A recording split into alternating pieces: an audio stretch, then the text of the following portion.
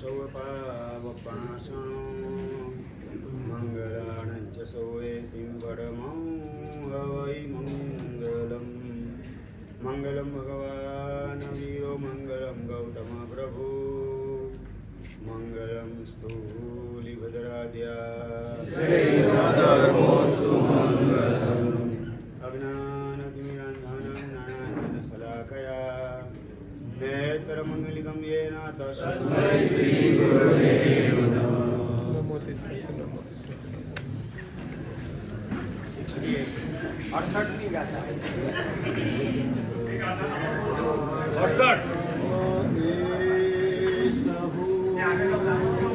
इंद्रजाल सम सहो जैसो सुपन तोराज जैसो सुपन राज श्री माया भूत की जैसी माया भूत की कैसो सकल साथ कैसो सकल साथ इंद्रजाल समय सहो इंद्रजाल समय सहो जैसो सुपन तो राज जैसो सुपन को राज जैसी माया भूत की जैसी माया भूत की तैसो सकल साथ तैसो सकल साथ। अनंतकारी अनंत कल्याण करनारा अनंत वास्तव्य वर्षावनारा श्रमण भगवान મહાવીર મહારાજા ચાહે સંસારમાં રહેલા હતા કે ચાહે સાધનાના માર્ગે સંયમ જીવનની અંદર ગોઠવાયેલા હતા, દરેક અવસ્થાની અંદર એમનું કાર્ય એક જ હતું, પોતાના સમાધિ સ્વભાવની અંદર ટકી રહેવાનું. સમ્યક દ્રષ્ટિ આત્મા એનું એક જ કર્તવ્ય બાકી રહેશે, પોતાના સ્વભાવમાં સ્થિર થવાનું. જેણે સમ્યક દર્શન પ્રાપ્ત નથી કરેલું એનું કર્તવ્ય પોતાના સમાધિમય સચ્ચિદાનંદમય સ્વભાવને પ્રગટ કરવાનું છે. અને જે સમ્યક દ્રષ્ટિ છે, જેણે પોતાનો સમાધિમય સચ્ચિદાનંદ સ્વરૂપ સ્વભાવ પ્રગટ કરેલો છે, એનું કર્તવ્ય એ સમાધિમય સ્વભાવની અંદર સ્થિર થવાનું છે, એ સમાધિમય સ્વભાવની અંદર લીન થવાનું છે. અને એ લીન થવાના માધ્યમથી પોતાના સ્વભાવના ઊંડાણમાં ડૂબકી મારી અને આત્માના પેટાળમાં રહેલ કેવળ જ્ઞાન અને કેવળ દર્શનરૂપી રત્નોને પ્રગટ કરી લેવા, એ જ એક કર્તવ્ય પોતાનું બાકી રહેતું હોય છે. શ્રમણ ભગવાન મહાવીર મહારાજા સંસારમાં હતા અને સંયમ જીવનમાં ગોઠવાયા. બંને સંયોગની અંદર એમનો પુરુષાર્થ સમાધિની અંદર ટકવા માટેનો હતો, સમાધિને વધુને વધુ સ્થિર કરવાનો હતો. તો પ્રશ્ન એ થાય, કઈ રીતે સમાધિ ટકાવતા હશે? 6 મહિના સુધી સંગમના ઉપસર્ગ થાય, 6 મહિના ચોવિયારા ઉપવાસ કરવાના આવે, એવી સ્થિતિની અંદર પ્રભુ સમાધિ કઈ રીતે ટકાવતા હશે? આપણે 14નું એક આંબેલ કે ઉપવાસ કરેલું, એને બીજે દિવસે પારણાની અંદર 5 કલાક જો લેટ થાય, નરેન્દ્રભાઈ 5 કલાક અડધો કલાક લેટ થાય એટલે તરત ખડભડાટ શરૂ થવા માંડે. આખું ઘર માથે લેવાનું આપણે કામ કરી બેસીએ. તો પ્રભુ 1 મહિનાના ઉપવાસ, 2 મહિનાના ઉપવાસ અને ઉપવાસ પછી ઓરવા માટે જાય છે. એનો મતલબ શું દીપકભાઈ? ઓરવા માટે જાય એનો મતલબ પાવન કરવાની ગણતરી છે. અને છતાં 6 મહિના સુધી ગોચરીનો એક દાણો ન મળે એવી સ્થિતિમાં પાછા ફરવાનું, જતી વખતે જે પ્રસન્નતા પોતાના મોઢા ઉપર હોય એ જ પ્રસન્નતા અકબંધ સચવાયેલી હોય, બલકે એની અંદર વધારો થયેલો હોય, એવી સ્થિતિમાં પાછા પ્રભુ પધારી અપ્પાણ મોતીરામી કૌશક ધ્યાનની અંદર ખોવાઈ જાય. પ્રશ્ન એ છે કે આવી સમાધિ પ્રભુએ કઈ રીતે ટકાવી હશે? પેલો ચંડ કૌશિક ડંખ મારવાનું કામ કરે, સુલપાણી યક્ષ એક રાતની અંદર 10-10 ઉપસર્ગ કરે, પેલો ગોવાળ કાનમાં સૂળ ભોગવાનું કામ કરે, અનાર્ય દેશના લોકો ગાળા ગાડી કરે, પથ્થરબાજી વગેરે કરે.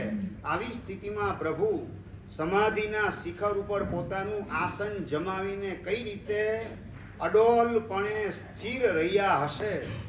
આ પ્રકારનો પ્રશ્ન ઊભો થાય તો ભગવાનની અનેક પ્રકારની ફોર્મ્યુલા અંતર્ગત 5 પ્રકારની ફોર્મ્યુલા એનો નિર્દેશ આ ગ્રંથની અંદર કરવામાં આવેલો છે. ભગવાન જે કોઈ પણ અનુકૂળ વ્યક્તિ મળે કે પ્રતિકૂળ વ્યક્તિ મળે, રાજમહેલની અંદર જ્યાં સુધી હતા સંસારીપણે, ત્યાં સુધી અનુકૂળ વાતાવરણ અને દીક્ષા લીધી એની સાથે જ પ્રતિકૂળતાનો વરસાદ પોતાના ઉપર વરસવા માંડ્યો. આવી બંને સ્થિતિની અંદર ભગવાને સમાધિ કઈ રીતે ટકાવી? તો એના મુખ્ય 5 મુદ્દા, 5 ભગવાનના વિચાર બિંદુ. એમાંનો એક વિચાર બિંદુ કયો તો કે ઇન્દ્ર ઝાડ સમ એ સહુ. 68મી ગાથાની અંદર આ પેલા નંબરનો વિચાર દેખાડેલો છે. જે કંઈ દેખાય છે ઇન્દ્ર ઝાડ છે એનો મતલબ નજરબંધી છે. પેલા પણ વાત કરેલી હતી કેલાલની નજરબંધી.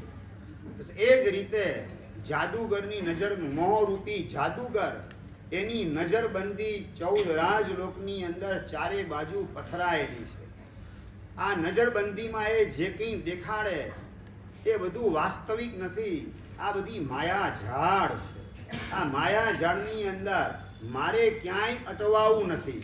આ બધું મૃગજળ છે. મૃગજળ સમજી ગયા?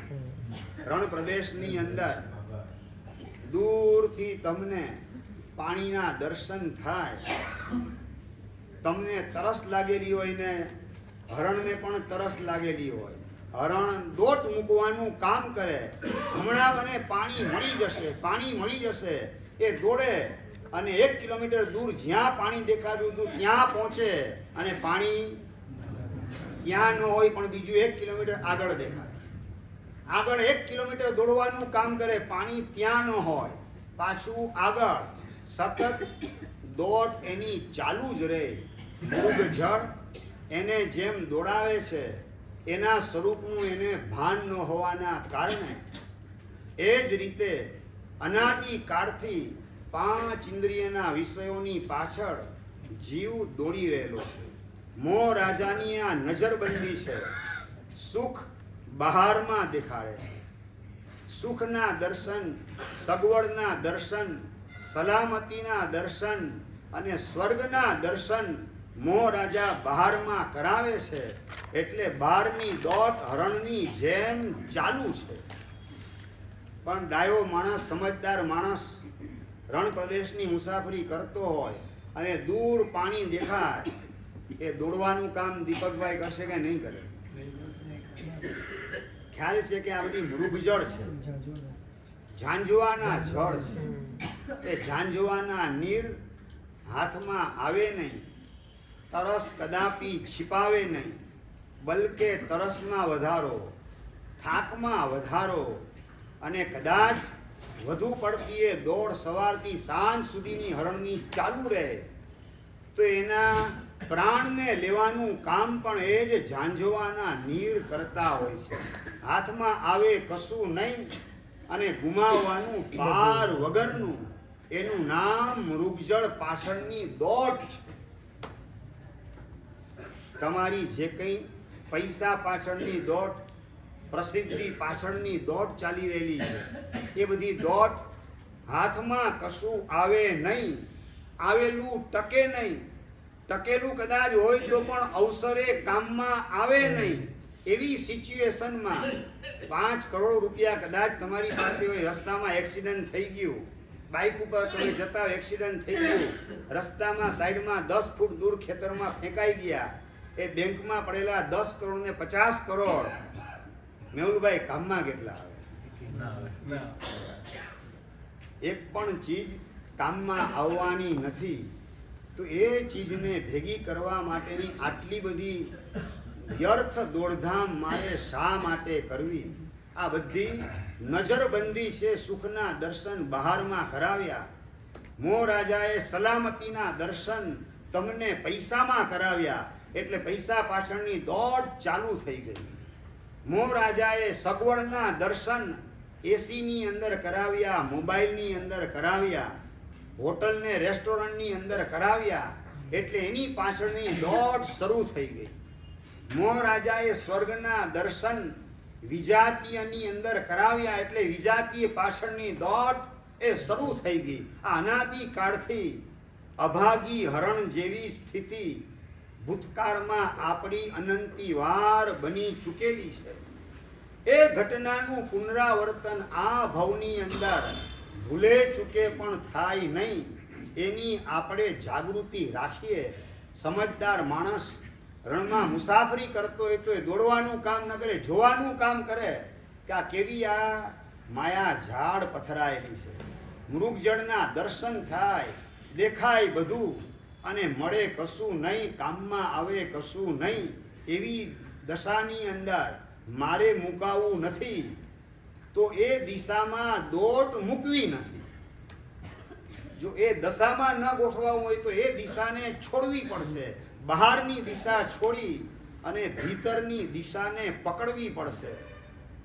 સમ્યક દ્રષ્ટિ આત્માને રસકસના દર્શન ભીતરમાં પૂરેપૂરા થતા હોય, બહારમાં રસકસના દર્શન મરી પરવારેલા હોય. બહારમાં ક્યાંય એને ખેંચામણ થતી નથી, અંજામણ થતી નથી. એનાથી અલિપ્ત રહી, અસંગ રહી, આ મોહ રાજાની માત્ર માયા ઝાડ છે. આની અંદર મારું કહી શકાય એવું કશું નથી, અને મને હાથમાં મળે એવું કશું નથી. બસ માત્ર મ્યુઝિયમ જેવો સંસાર, જોવાની ચીજ, અડવાની ચીજ કે મેળવવાની ચીજ આમાં કશી નથી. આવી સમજણ હોય એ ક્યારેય પણ દોટ મૂકવાની ભૂલ કરી શકે નહીં. માટે જ સમણ ભગવાન મહાવીર મહારાજા રાજમહેલની અંદર હોવા છતાં પણ મૃગજળના માત્ર દર્શન, મોહ રાજાની નજરબંધી, એના માત્ર દર્શન અને એની પણ ચાલ ઓળખી અને વાસ્તવિક પોતાનું સ્વરૂપ કેવું છે એના તરફ પોતાનો ઝોક રહેલો છે, પોતાનો ઝુકાવ ભીતરમાં વળેલો છે. આ બધી માયા ઝાડ પછી ચાહે યશોદા હોય કે ચાહે પોતાની પુત્રી પ્રિય દર્શના હોય કે પોતાના માતા પિતા સિદ્ધાર્થ રાજા કે ત્રિશલા મૈયા હોય કે રાજમહેલ હોય, આ બધું જે કંઈ છે એ મોહ રાજાની નજરબંધી છે. આ ઇન્દ્ર ઝાડ છે, આમાં મારી કહી શકાય એવા પ્રકારની કોઈ ચીજ નથી. અનંત કાળ સુધી મારી સાથે રહે એવી આમાંની એક પણ ચીજ નથી.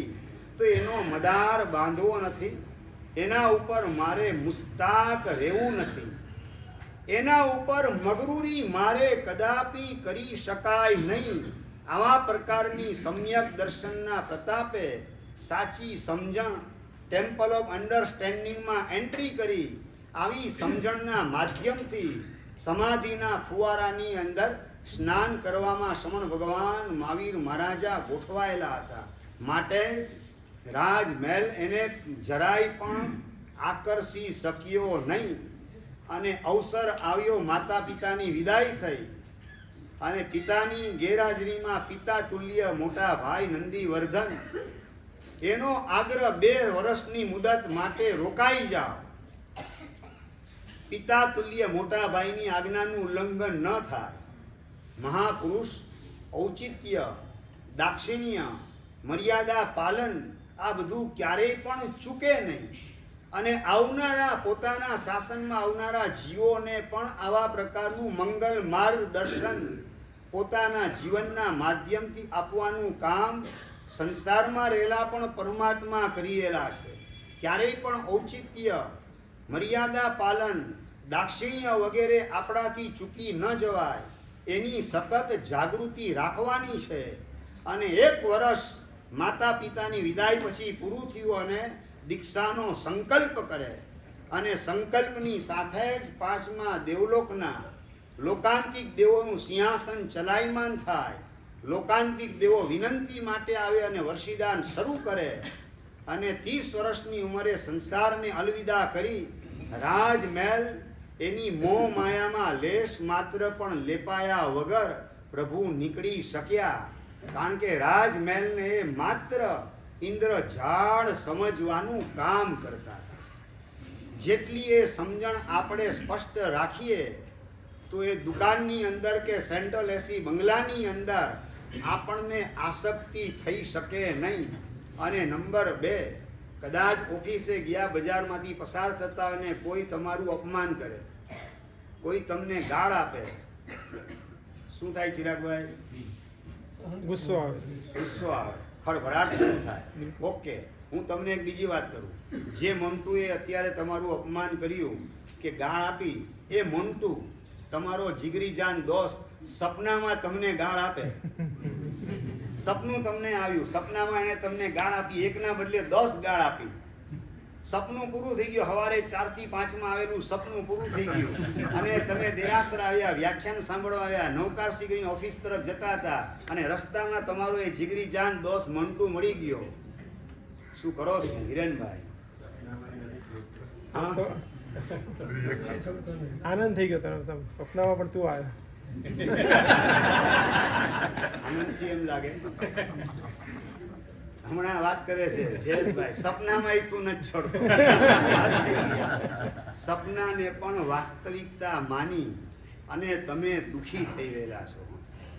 ડાયો માણસ, સમજદાર માણસ 10 ગાળ આપી પણ એ તો સપનામાં, ક્યાં જાગ્રત અવસ્થામાં આવેલી છે. એ તો સપનું હતું. સપનું એનો મતલબ શું?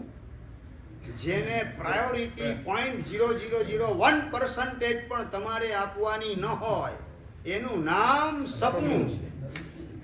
સપનામાં ગાળ આપી, અપમાન કર્યું, ચીટિંગ કર્યું, તમારા પૈસા 25-50 હજાર દબાવવાનું કામ સપનામાં કર્યું, જાગ્યા પછી એને પ્રાયોરિટી રાહુલભાઈ કેટલી આપવાની?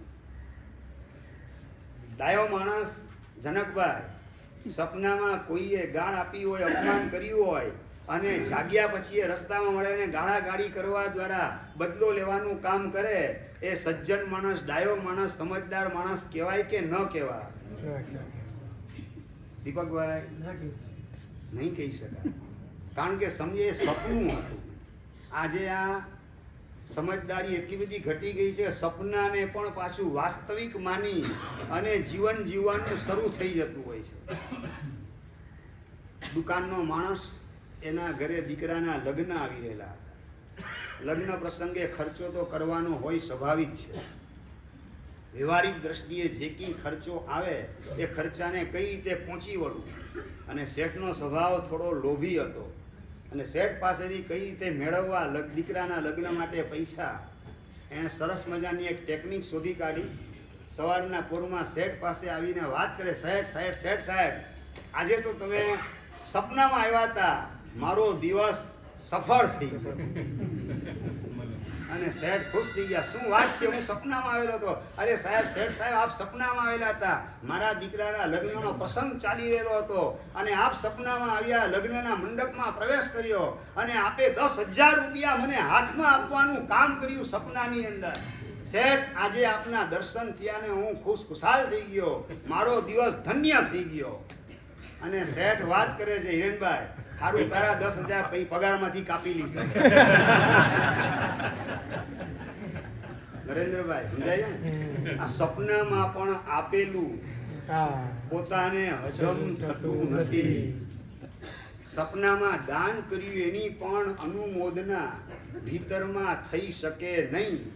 એવી દુર્દશા આપણી હોવી જોઈએ નહીં. વાત આટલી જ કરવી છે. જેસો સુપનકો રાજ, આ બીજા ચરણમાં આ જ વાત કરે છે. પહેલા નંબરમાં વાત કરી, 5 મુદ્દામાં પહેલા નંબરનો ઇન્દ્ર જાળ સમ એ સહુ. જે કંઈ આખું સંસાર દેખાય છે એ માત્ર ઇન્દ્ર જાળ, માયા જાળ, નજર બંધી છે.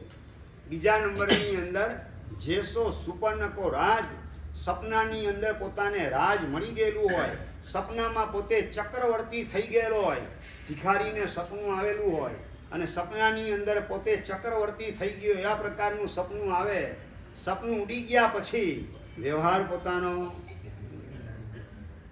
ભાઈ ચક્રવર્તી તરીકેનો આવી શકે. ખ્યાલ છે કે મારું એ જ સડી ગયેલું ગંધાતું ચપ્પણી, મારા એ જ ફાટેલા તૂટેલા મેલા કપડાં, જમીન વગર, દુકાન વગર, પરિવાર વગર, એકલા અટુલા પાછી એ જ જિંદગી મારે પસાર કરવાની છે. એ વાસ્તવિકતાનો સ્વીકાર ભિખારી કરી લેતો હોય છે. એ જ ભિખારી જેવી અનાદિ કાળથી આપણી દશા છે. જે કંઈ અત્યારે થોડો ઘણો પુણ્યનો ઉદય છે એ સપનામાં આપણે રાજ કરી રહેલા છે. એ સપનાનું રાજ લાંબો સમય ચાલવાનું નથી. સપનું પૂરું થતાં કલાક, 1.5 કલાક, 2 કલાક, 3 કલાક, સપનું પૂરું થતાં ઝાઝી વાર લાગવાની નથી. કોકને કદાચ સપનું ચાલે તો 7-8 કલાકનું માનો કે સપનું ચાલે. એમ આ ખુલ્લી આંખનું 70-80 વર્ષનું સપનું ચાલી રહ્યું છે. ઓલું બંધ આંખનું સપનું છે અને આ ખુલ્લી આંખનું સપનું છે. પેલું 7-8 કલાક સપનું ચાલવાનું, આ બહુ તો 70-80 વર્ષ સપનું ચાલવાનું, પણ છે સપનું, વાસ્તવિકતા નથી. પેલું સપનું આંખ ખુલે અને સપનું અલોપ થઈ જાય. આ સપનાની અંદર આંખ મીચ ગઈ, ડૂબ ગઈ દુનિયા. આંખ નીચાય અને સપનું તમારું અલોપ થઈ ગયું અને જીવન તમારું ફ્લોપ થઈ ગયું. આ દિશામાં આપણે અનંતી વાર આપણને મળેલા મહામૂલા માનવના ભવ પૂરા કરેલા છે, વેડફેલા છે. હવે સપનાનું રાજ એના નશામાં મારે લાંબો સમય રહેવું નથી. ભિખારી જેવી મારી હાલત, એમાંથી મારે વહેલી તકે બહાર નીકળવું છે. ભિખારી જેવી હાલત એટલે કે પુણ્યહીન દશાની અંદર કીડી મકોડાના ભવમાં, વાઘ વરુ દીપડાના ભવમાં, કાગડા કૂતરા એ બધા ભવની અંદર આપણે ગોઠવાયેલા હતા. ત્યારે ભિખારી દશા અને આપણી દશામાં ફેર કેટલો? ભાઈ કેટલો ફેર? દેશ માત્ર નહીં, ભીખના આધારે ભિખારી જીવે. એ રીતે ક્યાંકથી કોક હેઠો કે વાસી ભાખરીનો ટુકડો મળી જાય અને કૂતરો પૂંછડી પટપટાવવાનું કામ કરવા માંડે કે મને હાશ, આ ભાખરીનો ટુકડો મળી ગયો. એ ગઈકાલની વાસી હોય ભાખરી, આખીના બદલે અડધી કે પા હોય, હેઠી જૂઠી હોય અને એ પણ મોઢામાં તો કોઈ કૂતરાને મૂકવાનું નથી, ફેંકે ધરતીની અંદર અને મોઢામાં આવે ત્યારે ધરતીની ધૂળ એ પણ ચોટેલી હોય. જેને ધરતીની ધૂળને માટી ચોટેલી હોય એવી રોટલીનો કે ભાખરીનો કટકો મોઢામાં આવે ને પૂંછડી પટપટાવવાનું કામ કરે કૂતરો. એવી સ્થિતિમાં અનંતા ભવો આપણે ભૂતકાળમાં પસાર કરેલા છે. આ ભિખારી જેવી આપણી ભૂતકાળની સ્થિતિ હતી. અત્યારે જે કંઈ તમારો બંગલો, તમારી દુકાન, તમારા વાહન વગેરે દેખાય છે એ માત્ર સપનાનું રાજ છે. એ સપનું લાંબો સમય ટકવાનું નથી. 70-80 વર્ષ પૂરા થાય, સપનું પૂરું થાય અને પાછી એ જ વાસ્તવિકતા. જો મોક્ષે જવાનો પુરુષાર્થ આપણે ન કર્યો, સમ્યક દર્શન પ્રાપ્ત કરવાનું કાર્ય, ચોથા ગુણસ્થાનકની સ્પર્શના, અનંતાનુબંધી કસાયને ઉકેડીને ફેંકવાનો પુરુષાર્થ, મિથ્યાત્વને બાળવાનો પુરુષાર્થ આપણે ન કર્યો તો પાછી એ જ ભિખારી જેવી દશા, એ જ કાગડા કૂતરા વગેરેના ભવ આપણી પ્રતીક્ષા કરી રહેલા છે. એટલે શેરીનો કૂતરો દેખાય કે કાગડો દેખાય ત્યારે આપણે આપણા ભૂતકાળના વિચારની અંદર ગરકાવ થવાની જરૂરત છે કે મારી હાલત કેવી હતી, આના જેવો જ હું હતો, આ જ હું હતો, આવું જ મારું સ્વરૂપ હતું, આવી મારી દુર્દશા હતી. જો સમ્યક દર્શન પ્રાપ્ત નહીં કરું, માત્ર મોહ માયામાં અટવાય અને મારો અમૂલ્ય માનવ બહુ વેડફી નાખીશ તો સિદ્ધ શિલામાં ગોઠવાનો પુરુષાર્થ નહીં થઈ શકે. અને સિદ્ધ શિલામાં મારી જાતને ગોઠવવાનો પુરુષાર્થ નહીં કરું તો પાછી પુનરપી જનનમ પુનરપી મરણમ પુનરપી જનની જઠરે શયનમ, પાછું એ જ અંધારી કોટડીમાં ઊંધા માથે 9 મહિના માના પેટમાં લટકવાનું, પાછું જન્મવાનું, પાછું જીવવાની, પાછી આ માયા ઝાડ એની અંદર લપેટાવાનું, હું અને મારું બધે સ્પ્રેડ કરવાનું, અને પાછા રોગનો ભોગ બનવાનું, ઘડપણના શિકાર થવાનું, યમરાજના મોઢામાં પાછું ગોઠવાઈ જવાનું, અને પાછી એ જ એકેન્દ્રિય બેન્દ્રિય તૈન્દ્રિય વગેરેની ચેનલ એની અંદર ફસાઈ જવાનું. આ બધામાંથી મારો નિસ્તાર થશે કઈ રીતે? આ બધી માયા ઝાડમાં મારે અટવાવું નથી. આ ભવ સમ્યક દર્શનની પ્રાપ્તિ કરી ચોથા પાંચમા છઠ્ઠા સાતમા ગુણસ્થાનક સુધીની સ્પર્શના કરવાની અંદર મારી સમજણને કામે લગાડવી છે. મારી તમામે તમામ શક્તિ એનો ઉપયોગ પાંચમા છઠ્ઠા સાતમા ગુણસ્થાનકની સ્પર્શના કરવા સુધી કરવો છે. આગળ વધીને મારી જે કંઈ પણ લાગવક હોય, હોશિયારી હોય, પુણ્યોદય હોય, જે કંઈ અનુકૂળ સંયોગ હોય, આ બધાનો ઉપયોગ એકમાત્ર છૂટવા માટે કરવો છે, બંધાવા માટે નહીં. આ સપનાની અંદર મોહાવા જેવું નથી, ખોવાવા જેવું નથી. સપનાને પૂરું થતાં વાર લાગશે નહીં. અચાનક આ સપનું પૂરું થવાનું, અચાનક અહીંથી મારે ક્યાંક ઉપડી જવાનું. What next? જ્યાં જઈશ ત્યાં મારી સ્થિતિ કઈ હશે?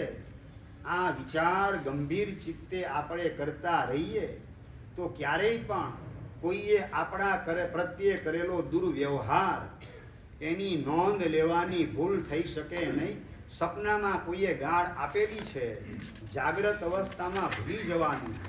એ જ રીતે કોઈએ અપમાન કર્યું, કોઈએ ચીટિંગ કર્યું, કોઈએ બદનામ કરવાનું કામ કર્યું, કોઈએ 25,000 દબાવવાનું કામ કર્યું. આ જ છે ને પ્રોબ્લેમ. આના સિવાય તો બીજા કોઈ પ્રોબ્લેમ તમારા છે નહીં ને ચિરાગભાઈ? તમારા સંસારના પ્રોબ્લેમ એટલે આ જ કે બીજા? હા, મારું સ્ટેટસ ન સચવાયું, મારો ઈગો ન સચવાયો, આ જ બધા અહંકાર પ્રોબ્લેમ ઊભા કરીએ હોતા જ નહીં. હા, એટલે ઊભા કરીએ તો પછી વધારે તમારી સ્થિતિ ગંભીર છે.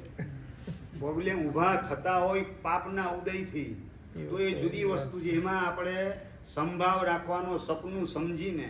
પણ હવે જ્યારે પ્રોબ્લેમ ક્રિએટ કરવાની અંદર તમે તમારી શક્તિને કામે લગાડતા હો, તમારા અહંકારને આગળ ધરી અને કોકને છંછેડવાની અંદર ગોઠવાઈ જતા હો, અને સામેવાળો છંછેડાય અને ગાળાગાળીને અપમાનને બધું સ્ટ્રગલ ઊભી થવા માંડે, તો આ બધી મૂર્ખામી આપણે ભગવાન મહાવીર મહારાજાના શાસનને પામીને કરીએ એ બિલકુલ ચાલી શકે નહીં. અને જે કંઈ કરું છું બધાનો હિસાબ મારે પોતે ચૂકવવો પડશે. મારે આ સપનાની અંદર બીજાનો મારા તરફથી નબળો વ્યવહાર, એ વખતે મારી ક્ષમતાને સમાધિ ટકાવવા માટે બસ આ માત્ર સપનું છે. ભગવાન મહાવીર મહારાજા કાનમાં ખીલા ઠોકાય, બાવળના સૂળ ભોકાય, પગનો ચૂલો કરી અને સંગમ ખીર બનાવવાનું કામ કરે, ચંડ કૌશિક ડંખ મારવાનું કામ કરે, સુલપાણી યક્ષ ક્લાઇમેક્સ ઉપરના ઉપસર્ગનો વરસાદ વરસાવે. આ બધી સ્થિતિમાં ભગવાન માત્ર સપના તરીકે જોવાનું કામ કરે છે. આ સપનાની અંદર બધું થઈ રહેલું છે, કારણ કે મારા આત્મ જગતની અંદર આની કોઈ અસર નથી. મારું આત્મ જગત એનાથી વિપ્ર મુક્ત છે. બધું જે કંઈ છે બધું સંયોગમાં ચાલે છે, સ્વભાવમાં કશું ચાલતું નથી. આ ભગવાનને બહુ સ્પષ્ટ સમજણ છે. જેટલું સંયોગમાં ચાલે છે એ બધું સપનું છે, અને જે સ્વભાવમાં ચાલે છે, સ્વભાવમાં ગોઠવાયેલ છે, એ બધી આપણી વાસ્તવિકતા છે. સ્વભાવની અંદર કેવલ જ્ઞાન અને કેવલ દર્શન ગોઠવાયેલ છે. આપણા શુદ્ધ સ્વભાવની અંદર નિર્મળ સમ્યક દર્શન જ્ઞાનને ચારિત્ર ગોઠવાયેલ છે. આપણા શુદ્ધ સ્વભાવની અંદર સત ચિત્ત અને અતિન્દ્રિય આનંદ એ પ્રતિષ્ઠિત થયેલ છે. આ વાસ્તવિકતા છે. શાશ્વત કાળનું સનાતન સત્ય હોય તો આ છે. એ સ્વભાવની અંદર જે હોય તે પારમાર્થિક સત્ય જે સંયોગમાં ગોઠવાયેલ છે એ બધું માત્ર સપનું છે. સપના કરતાં એને 0.1% વેઇટેજ આપવાની આવશ્યકતા નથી. અને જેટલું વેઇટેજ આપવા ગયા એટલા આપણે દુઃખી થવાના એ નિશ્ચિત વાત છે. ભગવાન મહાવીર મહારાજા 12.5 વર્ષ આ સપનું 12.5 વર્ષનું ચાલી રહેલું છે. એ સપનું 8 કલાક ચાલે, 12 કલાક ચાલે, એ કદાચ વધારે શું તો 12 સાડા 12 કલાક ચાલે. એ 12 સાડા 12 કલાકના બદલે આ 12.5 વર્ષનું સપનું છે. પણ છે સપનું, કારણ કે બહારમાં ચાલે છે. બહારમાં એટલે આ શરીર એના કનેક્શનની અંદર આ બધું ગોઠવાયેલું છે. મારા આત્માના ત્રિકાળી સ્વભાવની અંદર, ત્રિકાળ વ્યાપક એવા શુદ્ધ સ્વભાવની અંદર આ કોઈનો પગ પેસારો નથી. સંગમ સુલપાણી પણ બહાર છે, ગૌતમ ગોવાળ અને ગોસાળો એ પણ બહાર છે. ગૌતમ પણ અંદર નથી ને ગોસાળો પણ અંદર નથી. માટે ગૌતમનો હરખ ભગવાનને નથી કે ગોસાળાનો શોખ કે ગોવાળનો કોઈ શોખ કે ઉદ્વેગ ભગવાનને સ્પર્શતો નથી. કારણ બધું બહારમાં છે, શરીરના સંયોગમાં ગોઠવાઈ ગયેલું છે. અને જે શરીરના સંયોગમાં છે એ બધું માત્ર ને માત્ર સપનું છે. સપનાની અંદર ગૌતમ એ સન્માન કરે છે અને ગોસાળો એ ગાળ આપવાનું કામ ને જીવતી આગ ફેંકવાનું કામ કરીએ છે બધું સપનું. તો સપનાનો હરખ શોખ એ મારે શો કરવાનો. આના માધ્યમથી પ્રભુ પોતાનું આસન સમાધિના સિંહાસન ઉપર બરાબર ટકાવી રાખવાનું કામ કરતા હતા. આપણે સમાધિથી ભ્રષ્ટ થઈ જઈએ છીએ, આપણી પ્રસન્નતા વેર વિખેર કરી દઈએ છીએ. એનું મૂળ કારણ સપના તરીકેનો સ્વીકાર આપણે કરતા નથી. એને વાસ્તવિક સમજીને બેસીએ છીએ. એને અપમાન કર્યું એ વાસ્તવિક છે. એ મારી ઈર્ષા દેખાય કરે છે વાસ્તવિક છે. એ મારી કોમ્પિટિશન કરે એ વાસ્તવિક છે. એ મારી કમ્પેરિઝન ડગલે ને પગલે કરે લાગે ગામ આખાની આગળ આવું સાંભળવા મળે. એ બધું પણ તમે વાસ્તવિક સમજી અને દુઃખના ઘોડાની ઉપર સવારી કરવા માટે ગોઠવાઈ જાઓ છો. કે જે દુઃખનો ઘોડો એ દુર્ગતિના જંગલ તરફ દોટ મૂકવાનો છે, એના ઉપર મારે સવાર થવું નથી. આ માત્ર સપનું છે. જેસે સુપર્ણકો રાજ અનંતા તીર્થંકર ભગવંતો. સમાધિ ટકાવવા માટે જે એંગલને હાઇલાઇટ કરવાનું કામ કરે છે, જે દ્રષ્ટિકોણનો વારંવાર ઉપયોગ કરેલા છે, એ જ દ્રષ્ટિકોણનો ઉપયોગ કર્યા વગર આપણે પણ છૂટકો નથી. દેરાસરમાં જ્યારે પણ ભગવાનના દર્શન કરીએ ત્યારે વિચાર આ જ કરવાનો છે કે પ્રભુએ પોતાના સમાધિમય સ્વભાવમાં ટકવા માટે શું શું પ્રભુ આપે કર્યું એ વિચાર કરવાનો છે. ને હું પણ એવા પ્રકારનો સમ્યક પુરુષાર્થ કરીશ. કારણ કે પ્રભુ હું આપનો દીકરો છું, હું આપનું સંતાન છું. આવા પ્રકારનો કોલ આપવા માટે દેરાસરમાં આપણે જઈએ અને પ્રભુએ પોતાના સ્વભાવમાં ટકવા માટે શું શું કર્યું બસ એની વિચારણામાં જોડાઈએ. ને આવા ગ્રંથોના માધ્યમથી રહસ્યોદ્ઘાટન થતું જાય કે પ્રભુએ બધું માયા ઝાડ સ્વરૂપ માન્યું. એટલે રાજમહેલની અંદર પ્રભુ બિલકુલ લલચાયા નહીં. પગની ધૂળને જેટલી આસાનીથી તમે ખંખેરીને ઘરમાં પ્રવેશ કરો એટલી આસાનીથી રાજમહેલ અને પોતાનો પરિવાર એનો ત્યાગ કરી આત્મ ઘરમાં પ્રવેશ કરવાનું કામ સંયમ જીવનનો સ્વીકાર કરવા દ્વારા ભગવાન મહાવીર મહારાજાએ કરેલું હતું. સપનાની અંદર આપેલી કોઈએ ગાળ એને તમે જાગ્યા પછી યાદ કરી એની આરે દુર્વ્યવહાર કરતા નથી. એમ 12.5 વર્ષની અંદર જે કોઈ ઉપસર્ગને પરિસરનો વરસાદ કર્મસત્તાએ વરસાવ્યો, આ બધું માત્ર સપનું છે. સપનાને મારે પ્રાયોરિટી ક્યાં આપવાની હોય? ચાહે એ સંગમ હોય કે ગોવાળ હોય કે ગોસાળો હોય, આ બધા પરમાત્મા બનવાને લાયક છે. આ બધાનું પરમાત્મા સ્વરૂપ પ્રગટ થાવ. અભવ્ય છે સંગમ એ વિચારને પણ હાઇલાઇટ ભગવાન કરતા નથી. એનું પણ મંગલ થાવ, એનું પણ કલ્યાણ થાવ, એ પણ આત્મ સ્વભાવને પ્રાપ્ત કરો. એના માટેની પણ મંગલ ભાવના ભગવાન ચૂકતા નથી. માટે જો હોવે મુજ શક્તિ એસી, સવી જીવ કરું શાસન. શાસન છે. ભવી જીવ નહીં પણ સવી, સવી અભવ્યની પણ બાદ બાકી કરવી પ્રભુને માન્ય નથી. પોતાના ઉપર ઉપસર્ગને પરિસનો વરસાદ વરસાવનારાની પણ બાદબાકી કરવી એ પ્રભુને મંજૂર નથી. આ હદે પ્રભુ પોતાના સમીકરણને સ્પ્રેડ કરવા દ્વારા સમાધિના શિખર ઉપર સ્થિર થતા હોય. બસ આ સપનાને પ્રાયોરિટી અપાય નહીં તો જે કંઈ પણ પ્રતિકૂળ વ્યવહાર મારી સાથે કરે છે એ બધું માત્ર સપનું છે. સપનાને વજન કેટલું આપવાનું? બધાને ઉપકારી સમજવાના. 100% ઉપકારી તો માનવાના છે જ, પણ જે ઉપકારી નથી માનતા એના માટેનો આ વિકલ્પ બીજો દેખાડવામાં આવે છે.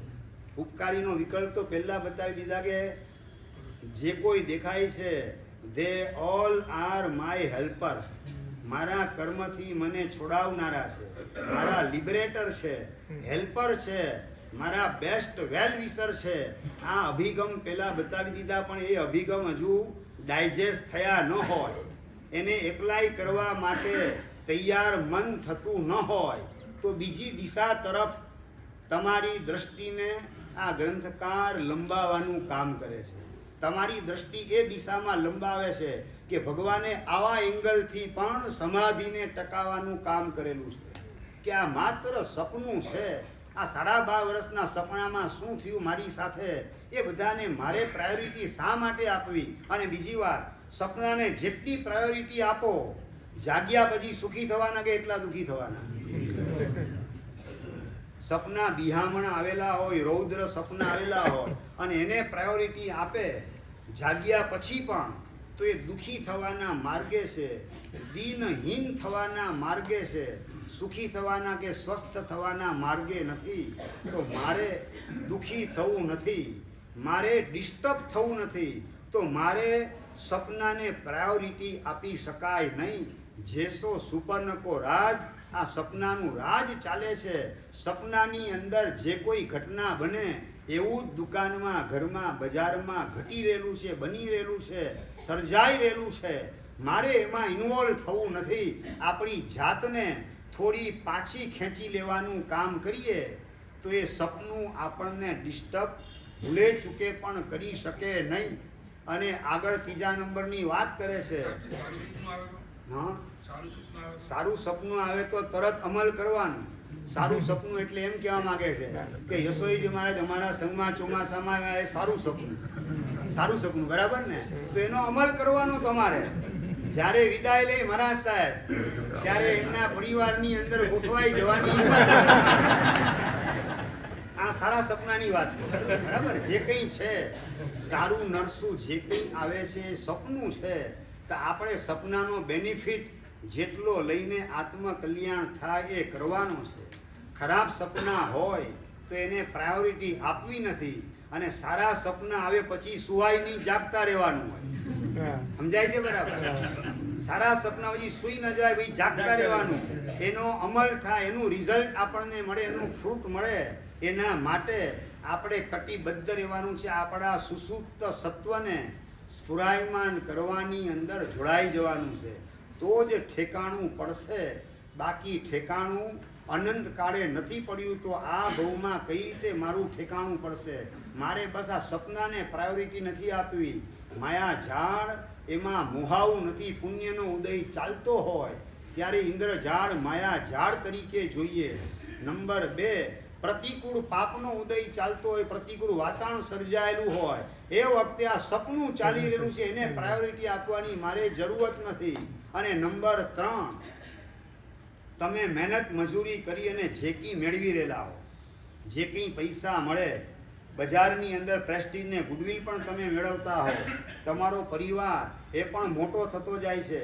દીકરાને પણ સર્ટિફિકેટ, MBA ને MS ને MD આ બધા સર્ટિફિકેટ મળતા જાય છે. બધું જે કંઈ તમને મળે છે એ મળે છે એના માટે 3જા નંબરનો અભિગમ દેખાડે છે અહીંયા કે જેસે માયા ભૂત કી તેસો સકલ એ સાથ.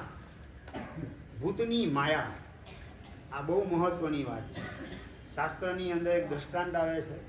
આચાર્ય ભગવાન પોતાના લગભગ 125 જેટલા શિષ્યોને લઈને વિહાર કરતા હતા જંગલમાં. સાર્થથી છૂટા પડી ગયા. જંગલમાં માર્ગ જડતો નથી. વનની અંદર, અટવીની અંદર પોતે ભૂલા પડી ગયેલા છે. 125 શિષ્યોની જવાબદારી પોતાના સિર ઉપર છે.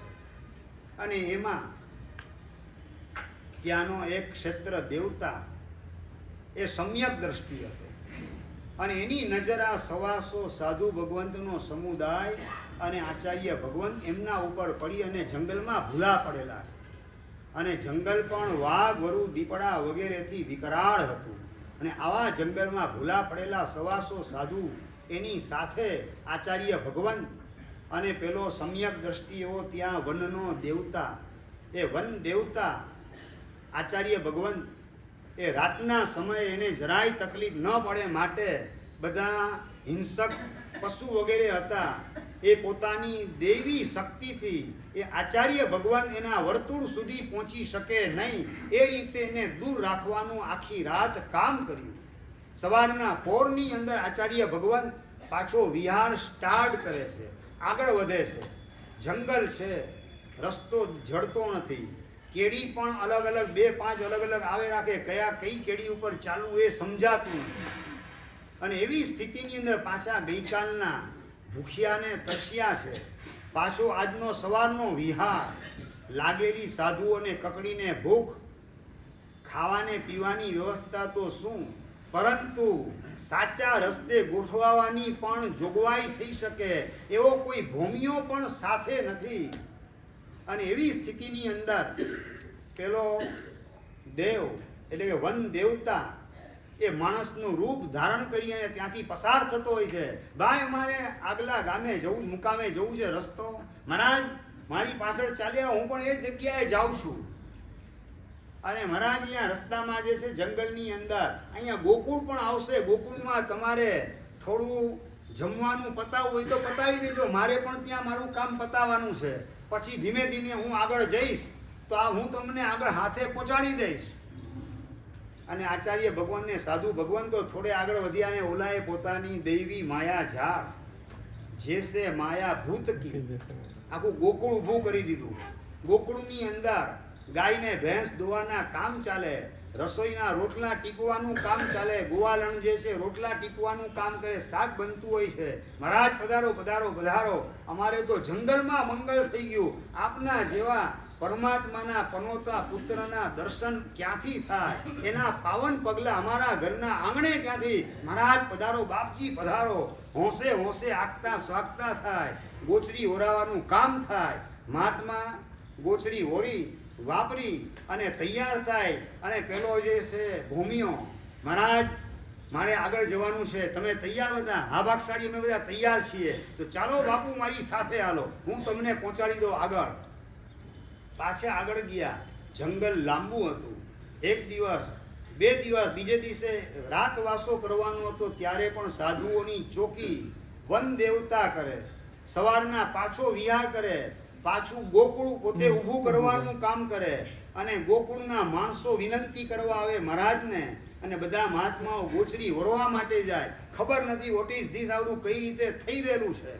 અને છેલ્લા દિવસે મહાત્માઓ જે છે ને છેલ્લું આ ગોકુળ એની અંદર ગોચરી વોરી ત્યાં વાપરી અને નીકળતા હોય છે. અને એક સાધુ ભગવંત નાના બાલ મુનિ હતા, એ પોતાનો વીંટીયો કમરે બાંધવાનો હોય એ પોતે ત્યાં ભૂલી ગયા અને પોતે વિહાર કરીને બધા મહાત્મા આગળ નીકળ્યા. આ છેલ્લો દિવસ અટવીનો, અટવી પાર કરી અને સામે પહોંચ્યા. અને પેલા બાલ મુનિ વાત કરે કે ગુરુદેવ ગુરુદેવ, મારો ઓલો વીંટીયો હતો એ ભૂલાઈ ગયો છે, વીંટીયો ભૂલાઈ ગયો. ગીતાર્થ વડીલ એવા બીજા સાધુ ભગવાન બે એને મોકલે કે ભાઈ તમે વીંટીયો ભૂલી ગયા છે તો તમે વીંટીયો લઈને પાછા આવી જાઓ. હવે અહીંયા ગામની અંદર આવી ગયા છીએ, હવે અહીંયા કોઈ જોખમ નથી, તમે ઝડપથી પહોંચી વીંટીયો લઈને આવો. ક્યાં કઈ જગ્યાએ ભૂલી ગયા હતા? બસ એ ગોકુળ હતું ને ત્યાં જ હું ભૂલી ગયો હતો. ગોચરી વાપરીને ઊભા થવાનું હતું, મોડું થતું હતું, ઝટપટ નીકળો, ત્યાં વીંટીયો રહી ગયો. અને લોકેશન ખ્યાલ હતું એ મુજબ મહાત્મા એ જગ્યાએ વીંટીયો ગોતવા જાય. વીંટીયો મળે છે પણ ગોકુળ ગાયબ છે. ખ્યાલ આવી ગયો કે આ વન દેવતા એની માયા ઝાડ હતી. બધું હતું ગોકુળની અંદર. ગોવાળ હતા, ગોવાળણ હતી, દૂધ દોવાનું કામ ચાલતું હતું, ગાયને ભેંસ દેખાય, રોટલા ટીપાય, રસોઈ તૈયાર થાય, ઓરાવાનું કામ થાય, પોતાના પેટ ભરાય. આ બધું અનુભવની અંદર આવતું હતું. પણ બધું શું હતું તો કે વન દેવતાની માયા. બસ એની જેમ સંસારની અંદર દુકાને જાવ એટલે પૈસા તો આવે ને દીપકભાઈ, પૈસા તો આવે, ઘરાક આવે, માલ લેવાનું કામ કરે, તમે ઓર્ડર લેવાનું પણ કામ કરો, તમે ફેક્ટરીમાં તમારો ઓર્ડર નોંધાવાનું કામ કરો, તમારા લગ્ન પણ થાય, દીકરો પણ થાય, દીકરાના લગ્ન થાય, એને સર્ટિફિકેટ વગેરે MS વગેરેનું મળે. આ બધું મળે પણ ખરું, મળે કે ના મળે? બધું કમલેશભાઈ, બધું બધા મહારાજ સાહેબ, આચાર્ય ભગવાન ને 125 સાધુ ભગવાન ને બધું મળેલું હતું. પણ એ વન દેવતાની માયા હતી. એની જેમ આ પુણ્યની માયા, એના કારણે તમને બધું મળી રહેલું છે. પણ એનો સમય જ્યારે પૂરો થાય પછી તમારા હાથમાં એમાંનું કશું ટકવાનું નથી. એ માયા સંકેલી નાખી વન દેવતાએ. આચાર્ય મહારાજના 2 સાધુ ત્યાં પહોંચ્યા ને જોયું તો બધું ગાયબ હતું. એમ આંખ મીચ ગઈ, ડૂબ ગઈ દુનિયા. પુણ્ય જ્યારે પરવારે, પુણ્યની આ માયા જે કંઈ દેખાય છે એ બધી અલોપ થતા વાર લાગશે નહીં. એ અલોપ થાય એની પહેલા મારે આત્મકલ્યાણનું કામ કરી લેવું છે. પેલા આચાર્ય ભગવાન એ માયા બધી અલોપ થાય એની પહેલા જંગલની બહાર સહી સલામત જગ્યાએ નીકળીને ગામમાં પહોંચી ગયા. એમ સંસારના જંગલમાંથી સહી સલામત રીતે નીકળી અને સંયમના નગરની અંદર મારે પહોંચી જવું છે. ત્યાં મારી સલામતી છે. આ બસ ખ્યાલમાં આવી જાય. જેસે માયા ભૂત કી, આ ભૂતની માયા, આ દેવ માયા જે કંઈ પુણ્યના કારણે અનુકૂળતાઓ મળેલી છે એ બધી માત્ર દેવ માયા છે. એના ભરોસે અનંતો કાળ કઈ રીતે નીકળી શકે? ચાહે પછી દુકાન હોય કે ઘર હોય, ચાહે પછી પત્ની હોય, પુત્ર હોય કે પરિવાર હોય, ભલે ને આજ્ઞાંકિત હોય, ભલે દાક્ષિણ્ય ગુણવાળા હોય, ભલે તમારી આજ્ઞાનું પાલન કરતા હોય, તમને અનુકૂળ રહીને જીવન જીવતા હોય, ધાર્મિક હોય, સંસ્કારી હોય, બધું હોય, વાત 100% સાચી. પણ છે શું તો કે દેવ માયા છે. આ પુણ્યએ ઊભી કરેલી માયા છે. બધું વાસ્તવિક આના ઉપર મારી માલિકી નથી. અનંત કાળ સુધી આમાંનું કોઈ મારી સાથે રહેવાનું નથી. આ દેવ માયા છે. આ દેવ માયા પુણ્યના ઉદયને આ રીતે દેવ માયા સમજી અને આપણે જેટલા અલિપ્ત ભીતરમાં રહીએ તો રાગ નામનો સંકલેશ, એમાંથી આપણે આપણી જાતને બચાવી શકીએ. પાપના ઉદયની અંદર જેસો સુપર્ણકો રાજ, એ દ્રષ્ટિકોણને હાઇલાઇટ કરવાનું કામ કરીએ તો દ્વેષના દાવાનળમાંથી દાજતી આપણી જાત એને બચાવી શકશું. અને નંબર 3 પેલો કયો તો કે ઇન્દ્રજાલ સમ એ સહુ, બધું જે કંઈ દેખાય નજર બંધી છે. મોહ રાજાએ નજર મારી બાંધેલી છે. જે મારું નથી એ મારું દેખાડે છે, અને મારું જે છે ત્યાં સુધી મારી નજર લંબાવા દેતો નથી મોહ રાજા. જે હું નથી એ શરીરને હું તરીકે દેખાડે છે, અને જે હું છું એ આત્મામાં હું પણ સ્થાપિત થવા દેતો નથી મોહ રાજા. આ ઇન્દ્રજાળ બરાબર ઓળખાઈ જાય તો મોહ તત્વ, 3જા નંબરનો સંકલેશ, એમાંથી આપણે આપણી જાતને બચાવી શકીએ. આ રાગ દ્વેષને મોહ, રાગમાંથી બચાવવા માટે આ ભૂતકી માયા દેવ માયા છે. દ્વેષમાંથી આપણી જાતને બચાવવા માટે જેસે સુપર્ણકો રાજ, અને 3જા નંબરની અંદર મોહથી આપણી જાતને બચાવવા માટે ઇન્દ્રજાલ સમ એ સહુ. આ બધું મૃગજળ છે, માયા ઝાડ છે, ઇન્દ્રજાળ છે.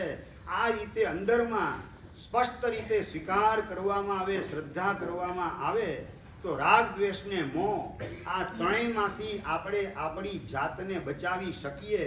એટલે કે તેસો સકલ એ સાથ, એ પત્ની, પુત્ર, પરિવાર બધાનો સાથ જે કંઈ પણ છે એ પુણ્યનો ઉદય છે ત્યાં સુધી છે.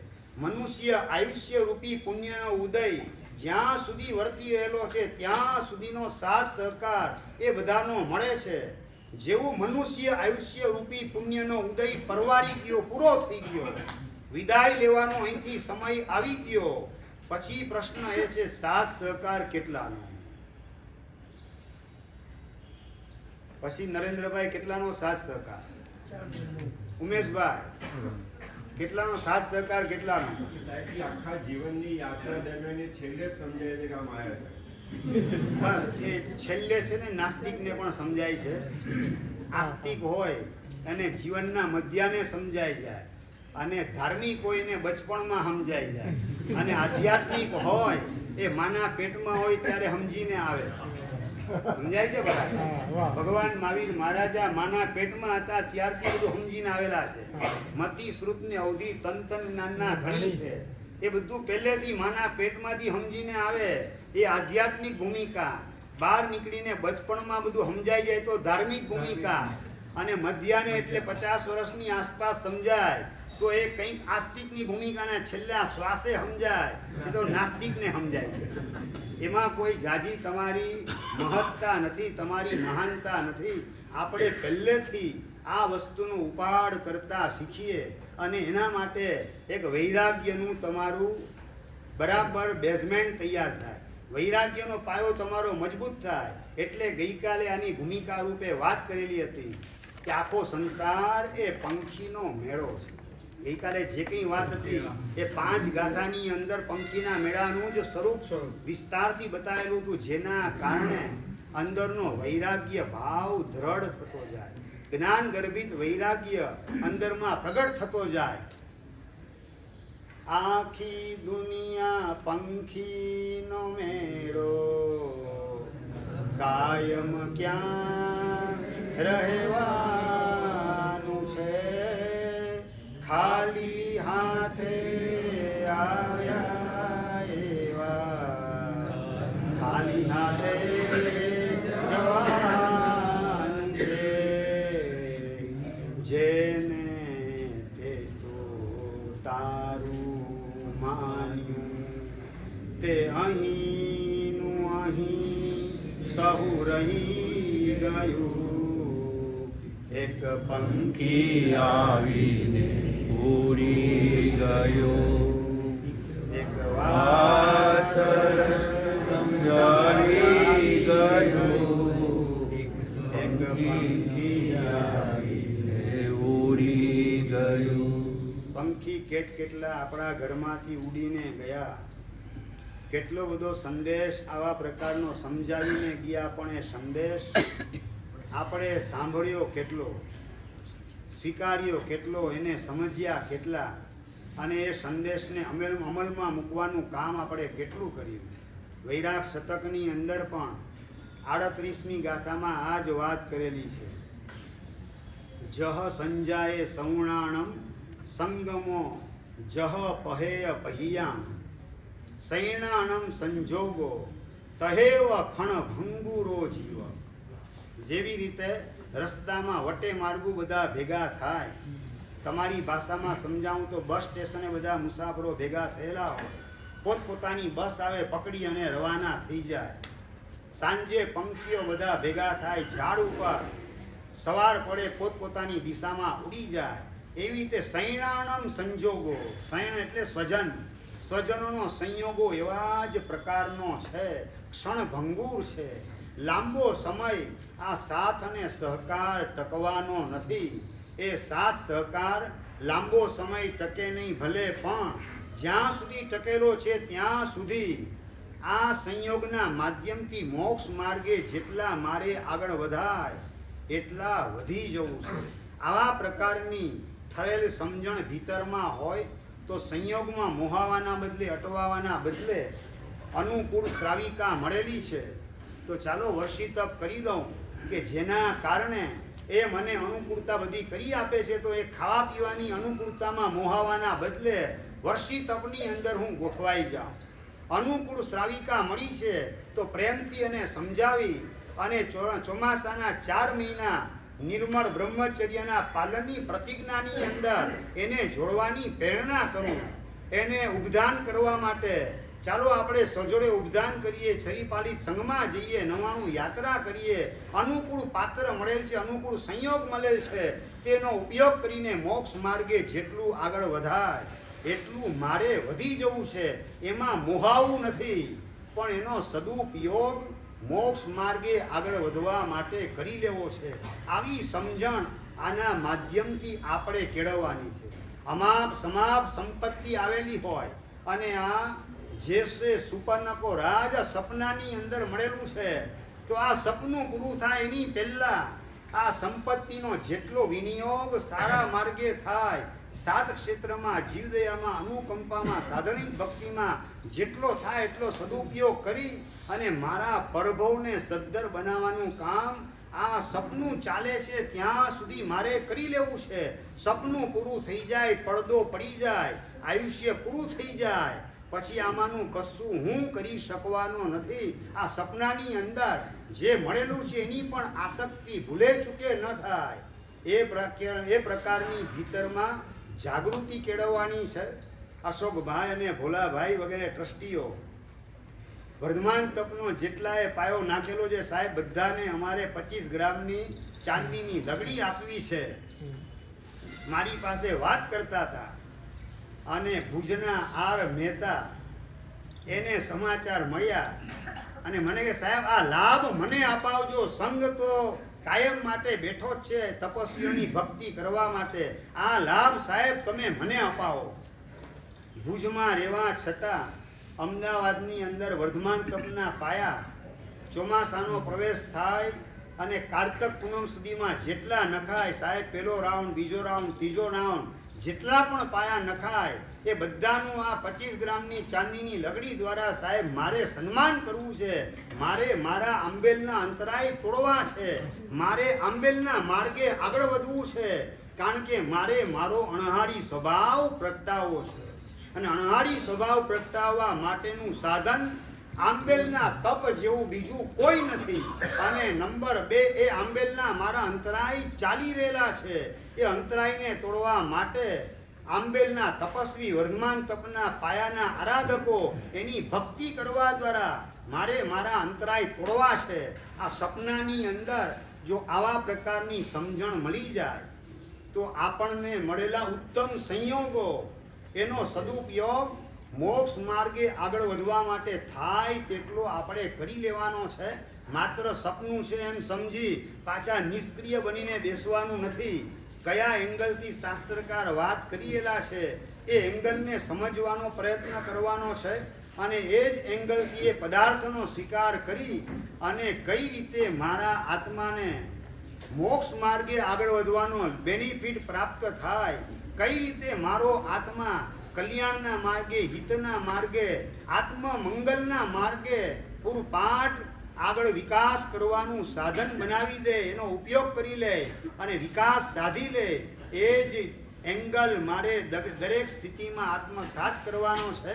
આવી સમજણ આ એક દ્રષ્ટાંત તમને આપ્યું. આવા અનેક પ્રકારના પ્રસંગો સંઘે સંઘમાં, ગામે ગામ બધા બનતા હોય છે. બસ આપણે પણ મળેલા ઉજળા સંયોગનો ઉપયોગ આત્મ કલ્યાણના માર્ગે કરવો છે.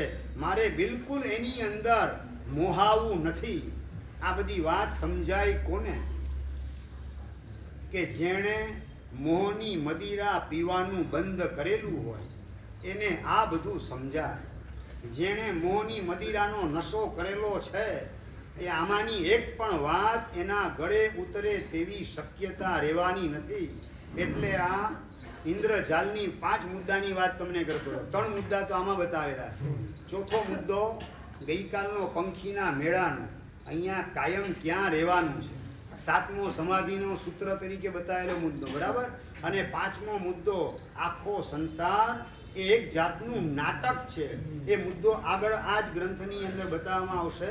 એ આગળ મુદ્દો આવશે ત્યારે એની વિચારણા કરશું. પણ આ 5 મુદ્દાના માધ્યમથી અનેક એંગલથી ભગવાને પોતાની સમાધિ ટકાવેલી છે. પણ એમાંના 5 મુદ્દા આપણે આ ગ્રંથના માધ્યમથી એનો પરિચય મેળવી અને એનો પ્રયોગ કરવાની અંદર લાગી જવાનો છે. અને એ માટે સૌથી પહેલી કન્ડિશન, મોહની મદિરાનું પાન મારે કરવું નથી. એટલે બતાવે છે 69મી ગાથામાં કે મોહ મદિરાના પાનથી વિકલ ભયા જે જીવ તિનકુ અતિ રમણીક લગે મગન રહે સદૈવ મગન રહે સદૈવ.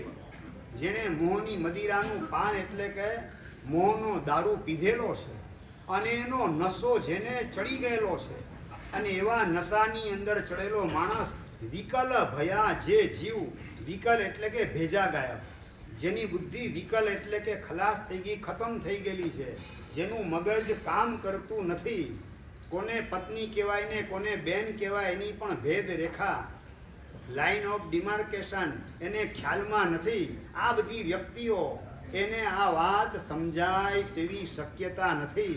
એટલે બતાવે છે કે મોહ મદિરાના પાનથી વિકલ ભયા જે જીવ, વિકળ બને, વિહોળ બને, આકળું વ્યાકુળ જે જીવ બને મોહની મદિરાનું પાન કરવાના માધ્યમથી તિનકુ અતિ રમણીક લગે. ઓલી જે દેવ માયા હતી ને જંગલની અંદર, આખું ગોકુળ ઊભું કરેલું હતું. હવે જેને ખાવા પીવાનો રસ વધારે હોય તેમ ગુરુ મહારાજ અહીંયા અઠવાડિયું રહી જઈએ. આપણે હોઈએ તો ગુરુ મહારાજને સલાહ શું આપીએ? રાહુલભાઈ, ભાઈ તમે દીક્ષા લીધી હોય જોને તોની ભાષામાં અને આવું સરસ મજાનું ગોકુળ જંગલમાં મંગલ, અને જ્યાં કોઈ જાતની તમને બીજી કોઈ જવાબદારી નહીં ને ઉત્તમ દ્રવ્ય મળે, અસલ ખોરાક પાછો મળે, શું કરો? ગુરુ મહારાજને શું કરો? નૈસર્ગિક વાતાવરણમાં સાધના સારી. હા, આવી સલાહ છે. નૈસર્ગિક સાધનામાં સાધના સારી થાય જેને લાગતું હોય એ સદગુરુના ચરણે ગોઠવાઈ જાય અને સંસારને અલિવિદા કરી ગામે ગામ નૈસર્ગિક વાતાવરણનો અનુભવ ગુરુ મહારાજ કરતા હોય એની સાથે ગોઠવાઈને સાધનામાં ખોવાઈ જાય. આપણે માત્ર બોલીએ છીએ વચને કા દરિદ્રતા, બોલવામાં આપણને કોઈ સંકોચ લાગતો નથી, એમાં દરિદ્રતા આવતી નથી. બેફામ બોલીએ પણ પ્રેક્ટિકલની જ્યારે વાત આવે, વાતો કરવી વીરની અને વર્તન ઢીલું ઘેંસ, એવી સ્થિતિ અનાદિકાળની એ આપણે છોડવાની છે. અહીંયા કહે છે મોહનો નશો, એનાથી જે વિહોળ બનેલો હોય જીવ તિનકુ અતિ રમણીક લગે. આ સેન્ટ્રલ એસી બંગલો કઈ રીતે છોડીને દીક્ષા લેવી? એને રમણીક લાગે એટલે રમણીય લાગે. નૈસર્ગિક વાતાવરણની વાત થઈને એકદમ એટ્રેક્ટિવ વાતાવરણ લાગે, આ બધું છોડવાનું મન થાય નહીં. અને મગન રહે સદૈવ, એમાં જ સદૈવ એટલે કાયમ માટે લઈ લીન બની જાય, મગ્ન બની જાય, એમાં ખોવાઈ જાય, એમાંથી બહાર નીકળવા માટે તૈયાર થાય નહીં. પણ એણે એક વખત એમાંથી બહાર તો નીકળવું પડે જ છે. નશો ઉતરે ત્યારે, જેમ પેલો ઘેટો જે કતલખાનાની અંદર ગોઠવાયેલો તો પેલા દ્રષ્ટાંત આપેલું હતું, યાદ આવતું હશે કદાચ. ખાટકીને ત્યાં ગોઠવાયેલ બોકડો લીલું ઘાસ અને લીલા ચણા મળે છે ને તગડું પોતાના શરીરને બનાવે છે. લીન મગન રહે સદૈવ, લીલું ઘાસ ને લીલા ચણા ખાવાની અંદર કાયમ માટે મસ્ત રહે છે, મગ્ન રહે છે, લઈ લીન બની જાય છે, એમાં લવલીન થઈ જાય છે. પણ જ્યારે મહેમાન આવે ત્યારે એને પોતાના ગળે છરો ફેરવાવો પડશે, પોતાની આહુતિ આપવી પડશે. લોહીના ફુવારા ઉડે, માંસના લોચા બહાર નીકળે, છતાં એ વખતે એને આશ્વાસન આપનાર પણ કોઈ વ્યક્તિ મળવાની નથી. એવી રીતે આમાં મગ્ન રહેવાના બદલે આ પાપનો ટાઈમ બોમ્બ ફૂટે અને કર્મ સત્તા ખાટકીની જેમ મારા ઉપર એટેક કરવા તૈયાર થાય એની પહેલાં હું ચેતી જાઉં, હું મારું કામ કરી લઉં. કારણ કે જ્યાં સુધી આ મોહની મદિરા હશે, મોહની મદિરા એટલે શરીર એ હું, અને શરીરના કનેક્શનમાં જે કંઈ ગોઠવાયેલ છે બધું મારું. બસ આ જ મોહની મદિરા એનો સૌથી પહેલો નશો છે. બસ આ નશો જેટલો ઉતરે તેમ તેમ મિથ્યાત્વ મંદ થતું જાય. 70 કોટા કોટીમાંથી 60 કોટા કોટી, 50 કોટા કોટી, 10 કોટા કોટી, આગળ વધીને ઠેઠ અંત કોટા કોટીની સ્થિતિ બાંધવા સુધી જીવ ગોઠવાઈ જાય, ગ્રંથિ દેશ સુધી પહોંચી જાય. શેના માધ્યમથી? તો શરીર એ હું નથી, અને શરીરના કનેક્શનમાં જે ગોઠવાયેલ છે, ચાહે પત્ની હોય, પુત્ર હોય કે પરિવાર હોય, ચાહે દુકાનો હોય, ઘર હોય કે ગોડાઉન હોય, આમાંનું કશું મારું નથી. માત્ર આ ઇન્દ્ર ઝાડ છે, માયા ઝાડ છે, દેવની માયા છે, આ માત્ર સપનું છે. એમાં મારું મમત્વ, મારો અધિકાર બિલકુલ સ્થાપિત કરવાની ભૂલ કરવી નથી. આવા પ્રકારની સમજણને જેમ જેમ ઘૂંટવાનું કામ કરે તેમ તેમ મોહનો નશો ઉતરતો જાય. અને જો એ નવી નવી મદિરા પીવાનું કામ, પાછી એક દુકાનમાંથી બે દુકાન, બેમાંથી ચાર દુકાન, એક ઘરમાંથી બે ઘર, અને આગળ વધીને બે પાછા ખાલી પ્લોટ નવા ખરીદવાનું કામ, પાછું MCX બજારમાં દોડવાનું, શેર બજારમાં ભૂસકો મારવાનું, આ બધા નવા નવા મોહની મદિરાના નશા કરવાની અંદર જીવ ગોઠવાઈ જતો હોય એને આ પરમાત્માની વાણી કાને પડી શકે નહીં. કદાચ કાને પડે તો એ સમજી શકે નહીં, સ્વીકારી શકે નહીં. તિનકુ લગે રમણીક, આ બધું એને રમણીય લાગે. આ બધું છોડવાની જરૂરત શી છે? આ બધું મારું છે, મારી માલિકીનું છે, મારા પુણ્યથી મળેલું છે. એ મારું એને કેમ ન માનવું? મારા પુણ્યથી મળેલું હોય, મારો દીકરો, મારી દીકરી, મારી પત્ની, મારો પરિવાર મારા પુણ્યથી મળેલું છે. મારી દુકાનને મારું ઘર કેમ ન માનવું?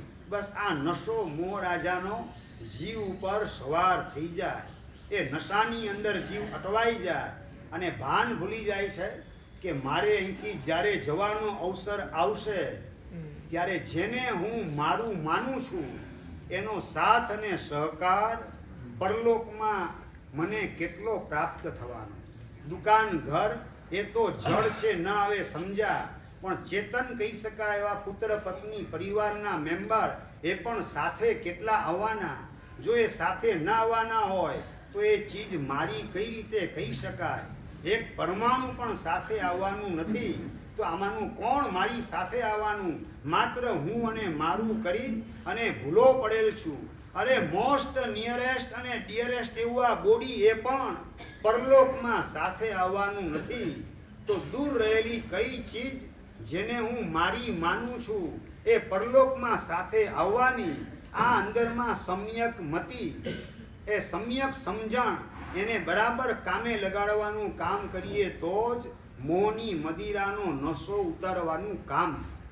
જેને દારૂનો નશો ચડેલો હોય શું કરવામાં આવે?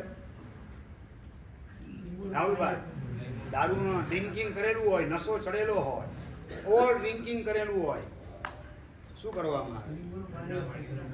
હા,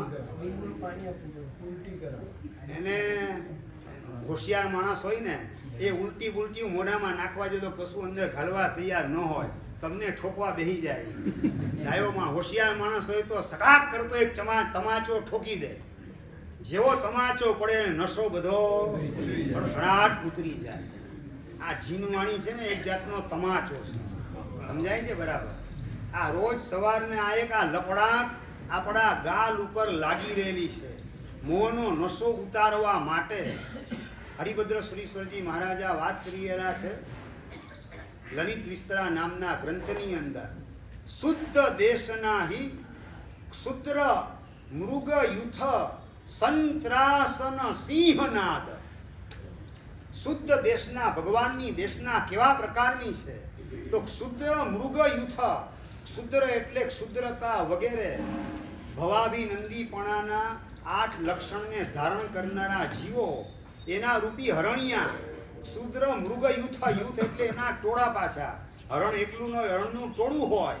અને સિંહ જેવો ગુફામાંથી બહાર નીકળીને ગર્જના કરે. અને ક્ષુદ્ર એવા હરણિયાના ટોળા એ ત્રાસ પામ્યા વિના રહીની અને પલાયન થવા માંડે. એટલે કીધું ક્ષુદ્ર મૃગ યુથ સંત્રાસન સિંહનાદ. એ ક્ષુદ્ર એવા હરણિયાના ટોળાને સમ્યક પ્રકારનો ત્રાસ આપનારી કોઈ ચીજ હોય તો એ સિંહની ગર્જના છે. એ રીતે શુદ્ધ નયની દેશના, પરમાત્માની શુદ્ધ દેશના એ કેવા પ્રકારની છે? તો કે ક્ષુદ્રતા વગેરે દોષવાળા ભવાભિનંદી જીવરૂપી હરણિયાના ટોળા એને આ શુદ્ધ દેશના ત્રાસ પમાડવાનું કામ કરે, લપડાક લગાવવાનું કામ શુદ્ધ દેશના માધ્યમથી ભગવાન મહાવીર મહારાજા રોજે રોજ કરે છે. અને એમના અનુયાયી બનેલા આચાર્ય ઉપાધ્યાય પન્યાસ ગણી સાધુ સાધ્વી ભગવંતો એ પણ સુધર્મ સ્વામીની પાઠ ઉપર બિરાજમાન થાય ત્યારે ભગવાનનું એ જ ભગવાન વતી ભગવાનના પ્રતિનિધિ તરીકેનું એ કર્તવ્ય ગામે ગામ સંઘે સંઘની અંદર અદા કરવાનું એ કર્તવ્ય અદા કરવાનું કામ કરે છે. એક આ લપડાક લગાવે એ સિંહના અવાજને સાંભળી અને હરણિયાઓ ભાગી જાય, પલાયન થઈ જાય. એ રીતે ક્ષુદ્રતા વગેરે દોષો અંદરમાંથી રવાના થઈ જાય. ભવાભિનંદીપણું એ શુદ્ધ દેશના સાંભળી અંદરમાંથી પલાયન થઈ જાય. મિથ્યાત્વનો નશો જે ચડેલો હતો એ ઓસરી જતા વાર લાગે નહીં. મોહ મદિરાનો નશો ચડેલો 1 સેકન્ડની અંદર ઉતરી જાય જો એ દેશના આપણે કાનથી નહીં પણ અંતઃકરણથી સાંભળવાનું કામ કરતા હોઈએ તો. કર્ણથી સાંભળવાના બદલે અંતઃકરણથી સાંભળવાનું કામ જ્યારે કરશું ત્યારે આ શુદ્ધ દેશના ભગવાનની વાણી 100% મોહનો નશો અનાદિકાળનો જે ચડેલો છે એને ત્રાસ પમાડવાનું કામ કરશે, એને પલાયન કરવાનું કામ કરશે અને આપણે હોશની અંદર આવી જશું. આ બસ આ મિથ્યાત્વી અને સંકિતિની અંદર આ પાયાનો ફરક હોય તો સૌથી મોટો આ જ ફરક છે. કયો? પુણ્યનો ઉદય હોય ત્યારે મેં કીધું ને, કિનકુ અતિ રમણીક લગે, બધું એને રમણીય લાગે.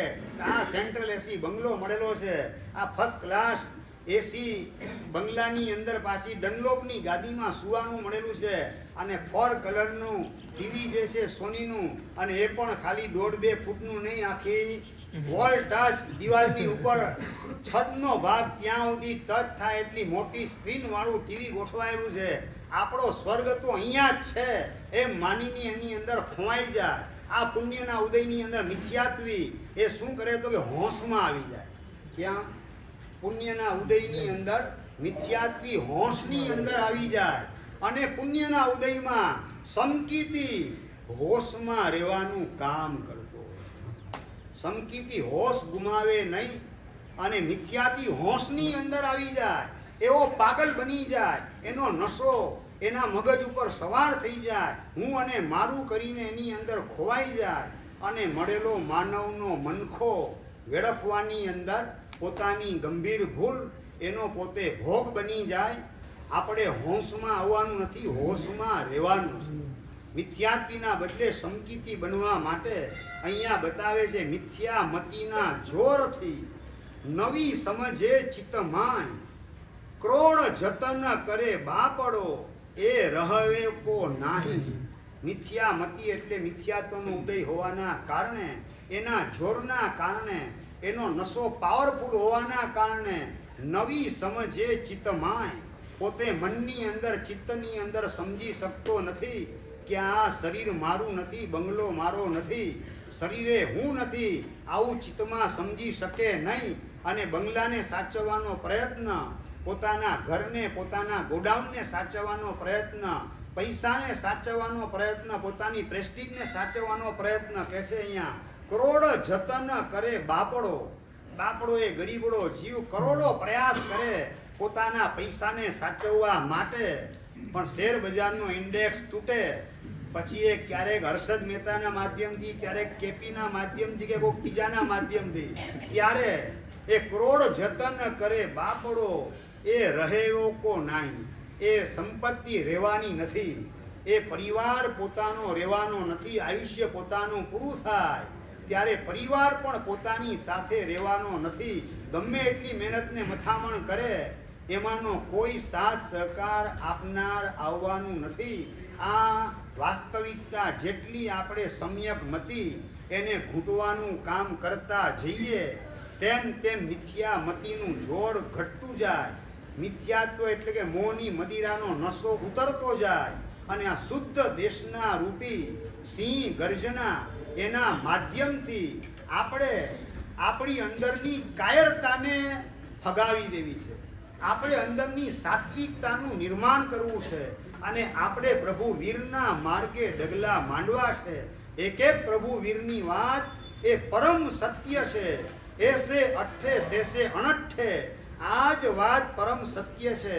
બાકી બધી વાત એ અનર્થકારી છે, પીડાકારી છે, દુઃખદાયી છે, એવો અંતરથી જ્યારે સ્વીકાર કરીએ ત્યારે પ્રભુની વાત 100% મંગલના માર્ગે ને કલ્યાણના માર્ગે આપણને આગળ વધારવાનું કામ કરે.